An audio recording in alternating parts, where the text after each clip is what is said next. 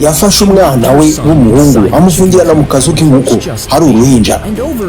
Mu gihe cy'imyaka 7 irenga uyu mwana asa naho herezwe n'inkoko ndetse yize kuvuga nkazo, agenda nkazo, agenda kuri agenda nk'inkoko. Kubera ko uyu mwana yariye byonyine ibiryo inkoko zagaburirwaga, ntabwo yabonye vitamini zihagije, ari nabyo byatumye amagufwa ye asa n'ahitama, cyane cyane urebye mu amaguru ye. Uyu mwana abantu bamenye ko iri hohoterwa yarikorerwaga arikorewe na mama we, basanze rwose agenda nk'inkoko. Yego, nyuma bamwigisha icyongereza, kuvuga icyongereza aho kukivuga nk'inkoko, ariko umubiri we ntabwo wigeze uba muzima. Ni ibiki bibera mu isi? Inkuru yanjye maze imyaka 5 mfunguye urubuga rwa YouTube mbikoreye mwebwe. Mu myaka 5 dukora kinyamwuga ngo tubashe kungurana ubumenyi n'ibitekerezo mu bigezweho ku isi. Niyo mpamvu tumaze kuba abantu 35 birenga by'abadukurikirana. Uratekereza iki atari cyo gihe cyiza ngo nawe winjire mu bantu badukurikirana buri munsi? Niba udasanzwe ubamo, kora subscribe twikomereze. Kora subscribe kuko turi mu Tanzania Rwanda, we dream big and create changes. Turota byagutse tukazana impinduka ku isi twese hamwe. Ikaze mu muryango w'ukoze subscribe uyu munsi.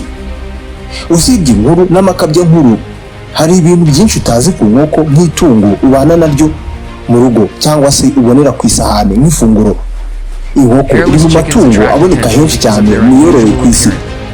Ugiye kuvuga ku mateka yayo, amateka y'inkoko yuzuye urugendo rutangaje ndetse ikagira imiterere y'umubiri itangaje ugereranije n'abantu, nk'uko tugiye kubirebera hamwe njyewe nawe muri iki kiganiro.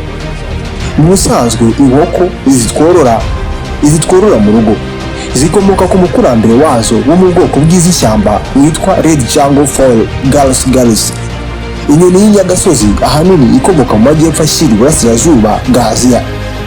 Iyi nyoni uko yaje kwisanga yororwa n'abantu ni inkuru ndende, gusa nanone ivuga ko iyi nkoko cyangwa se inkoko ya mbere yabayeho yorowe n'umuntu aho hari ahagana mu myaka 8,000 ishize.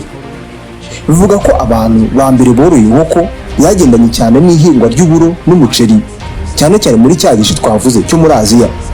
Ndetse iki gihe hakaba hari mu mwaka w'1500 mbere ya Yezu. Wild Jungle Fowl nibwo yageze mu ngo z'abantu, ihita ihinduka sekuruza w'inkoko zose turya uyu munsi.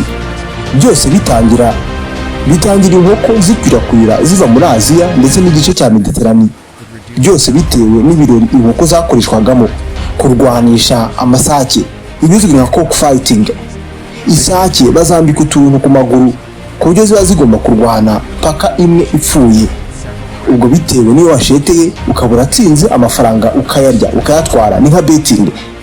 Uyu munsi turya inyama y'inkoko, gusa rimwe mu Burayi bwa kera inkoko yaruhaga cyane ku buryo rimwe na rimwe inkoko iyo yapfaga barayishyinguraga nk'umuntu, hari nubwo bazishyinguranaga n'abantu, ikiriyo kigaterana. Mu gutuma inkoko imenyekana hose ku isi, ubwami bw'Abaromani buza ku isonga mu gutuma ibindi bibaho. Abantu bo batangije kurya inkoko nk'ibiryo, ubwo ni inyama, ndetse batangiza kurya amagi yazo. Nuko inkoko yaje kwisanga mu mwaka w'2025, tuzajya tuyireba tukibaza uko byagenda iramutse yokejwe ikaba iteye ibirungo, ikaba iri ku isahani yacu. Dore bimwe mu bintu bitangaje bamenya ku nkoko. Ubwenge. Inkoko zigira ubwenge abantu benshi batajya biyumvisha.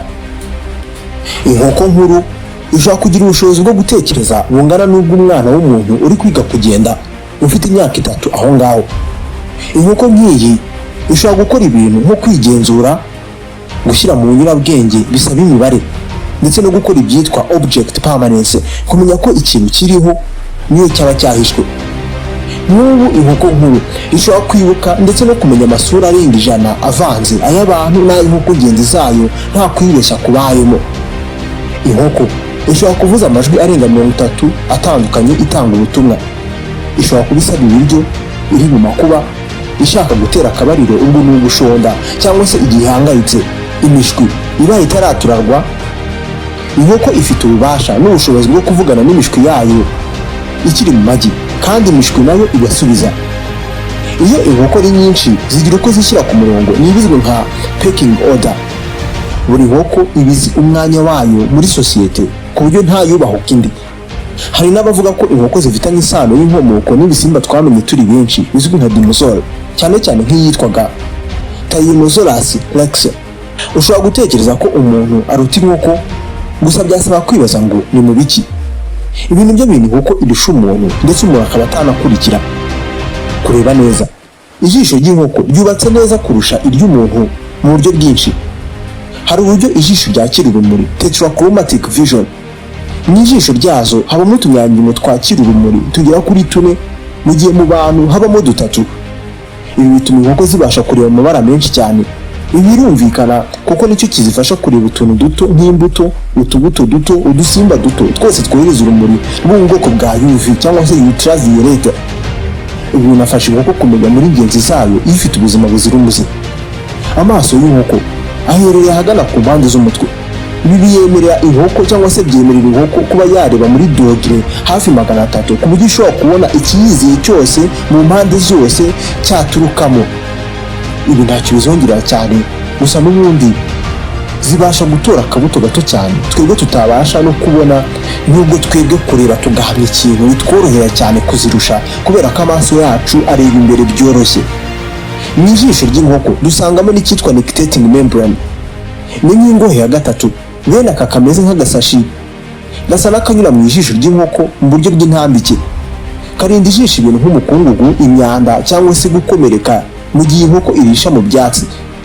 Nuko inkoko yisanga ishobora kureba mu byatsi idahumye na gato, mu gihe wowe n'agakungugu gato karwamo rigatukura. Usibye ibi, inkoko zigira ubwoko bw'igifu butangaje. Igifu cy'inkoko gifite ububasha bwo gushwanyaguza ibiribwa bidasabye ko ibikacanga. Agatorero aka kaba hagana munsi y'umuhogo, kabika ibiryo igihe bitarakomeza mu mubiri. Ibi byemerera inkoko kurya byinshi cyane vuba vuba, ubundi ikajya ahantu hatuje yumva itekanye, igogora rikaba ryakomeza. Icyitwa gizale, iki nicyo wakita nk'igifu cy'inkoko.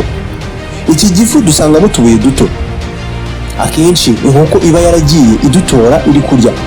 Utu tubuye nitwo iki gifu gikoresha ubundi kigasya ibiryo uko cyikandakanda. Ibi bisimbura umumaro w'amenyo mu bantu. Uretse ibyo ngibyo, igice kigize ubuhumekero bw'inkoko ntaho gihuriye n'ubw'abantu. Ubuhumekero bw'inkoko bukoze ku buryo ibasha kurokoka n'ahantu hari umwuka muke wo guhumeka. Zikoresha imbavu ndetse n'igufwa ry'agatuza zinjiza umwuka zinawusohora. Ibihaha byazo bihamye hamwe bisa nk'aho byometse ku mubiri.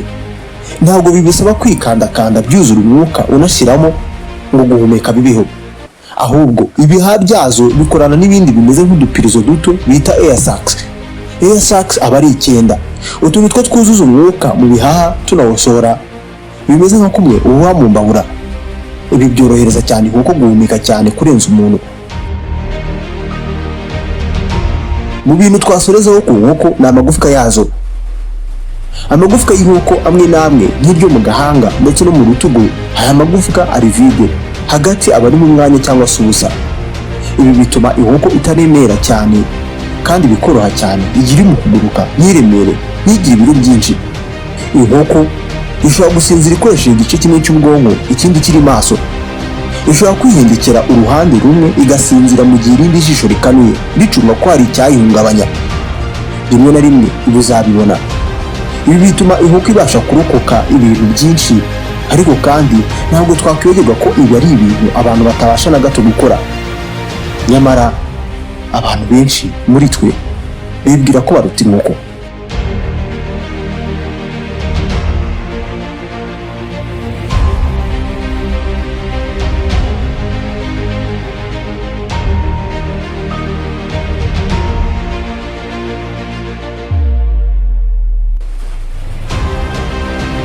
Montagne Rwanda ni igicumbi ukuraho ubumenyi, twese tukabana mu isi tujijutse. Samuel Mugisha ni ukuba hafi y'urwo rugendo twatangije. Nizere ko wakoze subscribe. Naho utaha.